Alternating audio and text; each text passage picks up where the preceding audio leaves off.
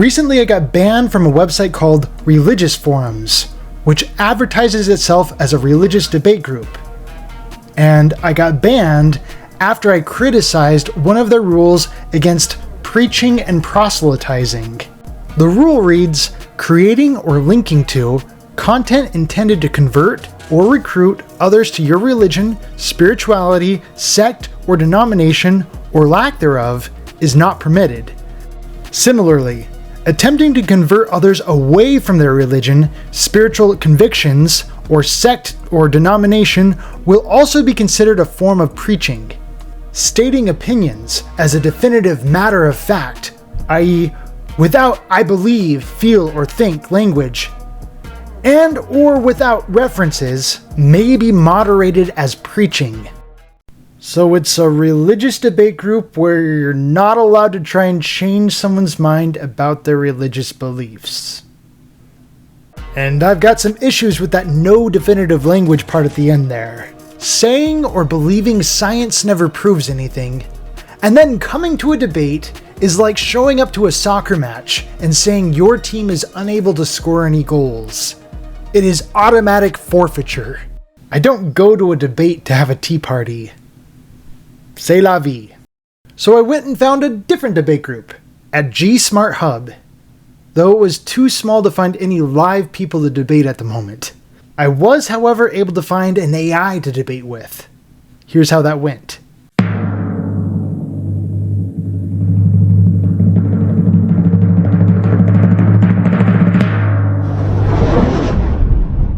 Hey Kyoko, is the Earth flat? No, the Earth is not flat. The overwhelming scientific consensus is that the Earth is an oblate spheroid, meaning it is mostly spherical but slightly flattened at the poles and bulging at the equator.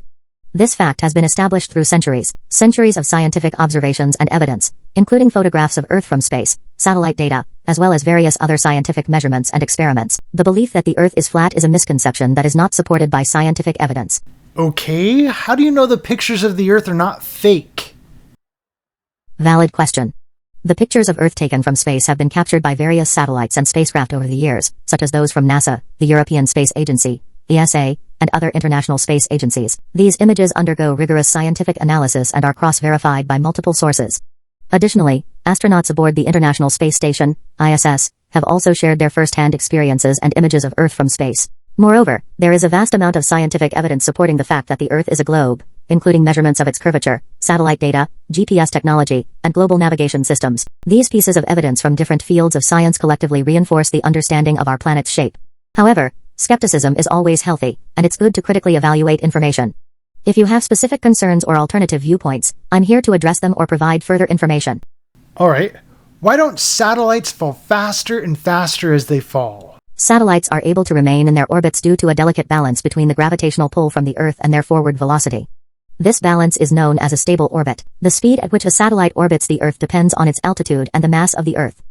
When a satellite is in orbit, it is essentially in free fall towards the Earth, but its forward velocity ensures that it keeps missing the Earth. As a satellite falls towards the Earth due to gravity, its velocity increases. However, as it moves to a lower altitude, it also gets closer to the denser parts of the Earth's atmosphere, causing a drag force that acts against its motion. The drag force from the Earth's atmosphere gradually slows down the satellite and reduces its velocity over time. To counteract this drag, satellites are sometimes equipped with small thrusters that can be fired to make small adjustments to their velocity and maintain their intended orbital parameters. So, while satellites do experience acceleration due to gravity as they fall, the drag from the Earth's atmosphere counteracts that acceleration, leading to a relatively constant orbital speed. What cancels the gravitational pull on a satellite? The gravitational pull on a satellite is not completely cancelled out, but rather balanced by the satellite's forward velocity.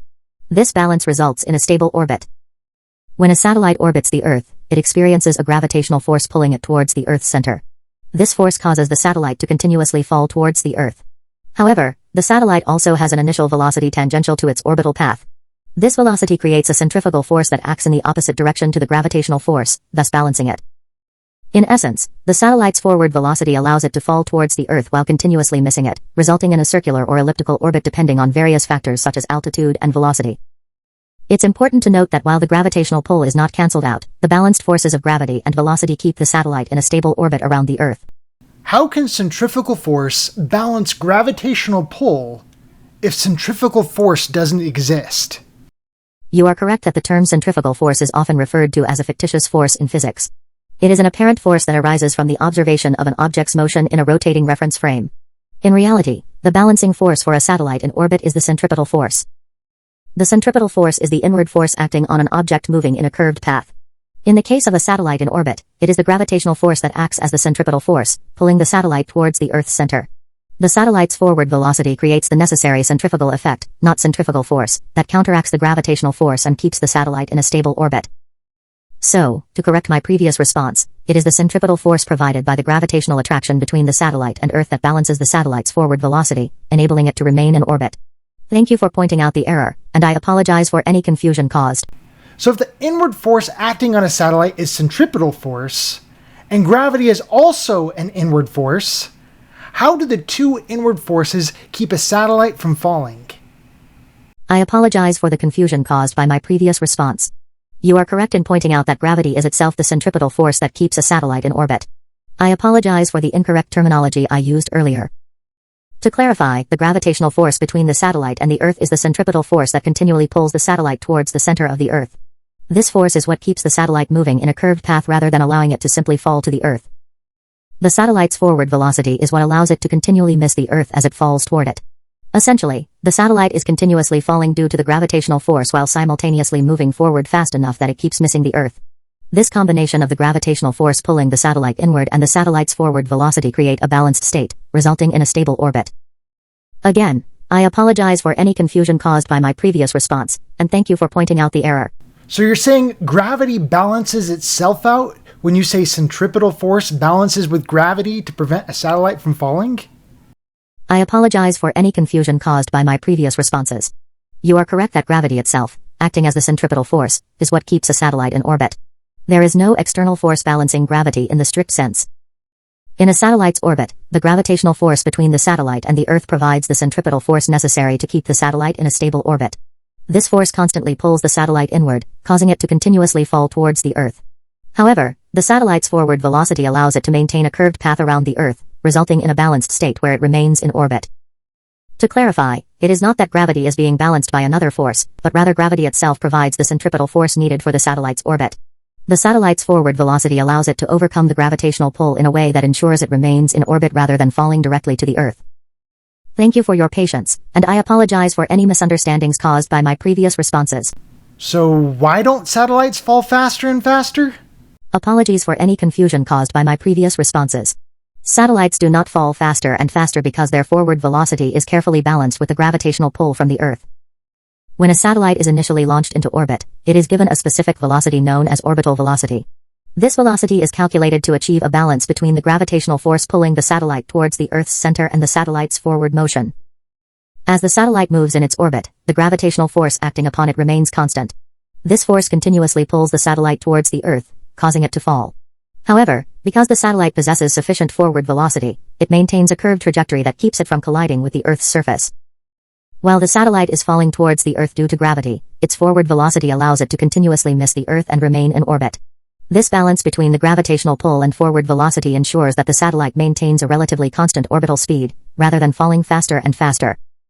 Maintaining a stable orbit can require periodic adjustments to account for factors such as atmospheric drag, but these adjustments aim to compensate for the effects that might slow down the satellite's velocity, thus maintaining its orbit. I hope this explanation clarifies any confusion. Please let me know if you have any further questions. Forward velocity does not slow downward velocity. You told a lie. I apologize for any confusion caused by my previous responses. You are correct, and I apologize for any misleading information provided. The forward velocity of a satellite in orbit does not directly affect its downward velocity. Gravity continuously pulls the satellite towards the Earth, causing it to fall. The satellite's forward velocity allows it to maintain a curved trajectory, which keeps it from colliding with the Earth's surface. In an ideal situation with no external factors, the satellite's velocity will remain constant, resulting in a stable orbit. However, various factors such as atmospheric drag can affect the satellite's velocity over time. If the drag becomes significant, it can gradually slow down the satellite's forward velocity, which would subsequently lower its orbital altitude. Again, I apologize for the misleading information in my previous responses.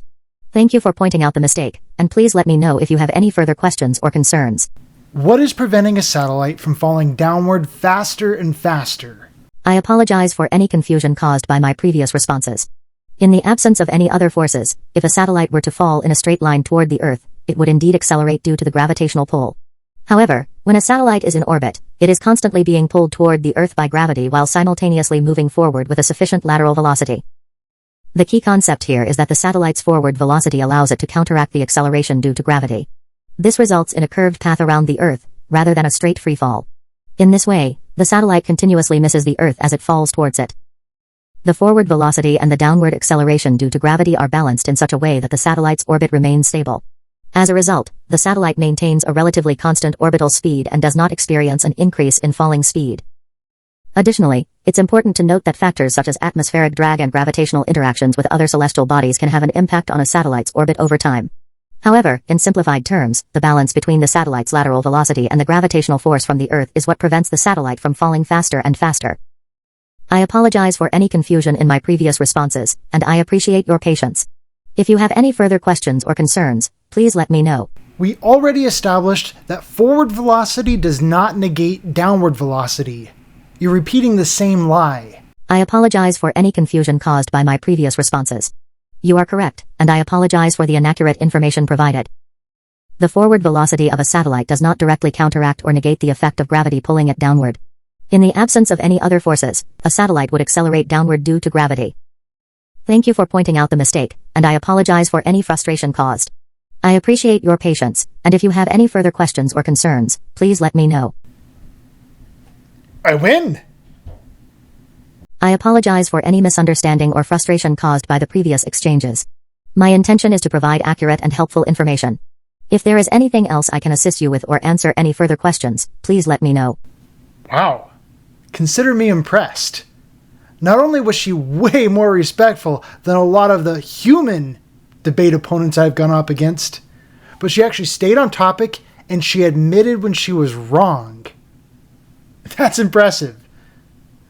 Now, this whole argument that I brought up about the speed of satellites, that's a really big deal.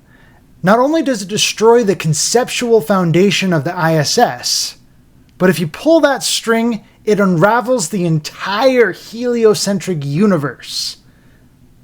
Thank you all for watching. This message was brought to you by the Flat Earth Institute of Science, with the AI from G-Smart Hub. And for more information on this topic, check out these two videos.